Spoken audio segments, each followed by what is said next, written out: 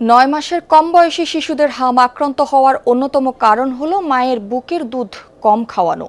বর্তমানে প্রায় ৬৩% মা ব্রেস্ট ফিড করান না সন্তানদের।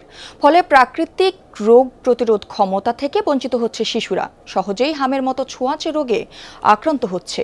সকালে বাংলাদেশ মেডিকেল বিশ্ববিদ্যালয়ে আয়োজিত বাংলাদেশে হামের পুনরুত্থান, আজকের সংক্রমণ ও আগামী দিনের স্বাস্থ্য ঝুঁকি শীর্ষক সেমিনারে এসব কথা বলেন চিকিৎসকরা। জানান, দেশের ৯৫% শিশুকে টিকার আওতায় আনার ফলে হামের সংক্রমণ কিছুটা নিয়ন্ত্রণে এসেছে। তবে কার্যকর প্রতিরোধ গড়ে উঠতে কয়েক সপ্তাহ সময় লাগবে। তাই এ সময়ে শিশুদের বাড়তি যত্ন নেওয়া জরুরি।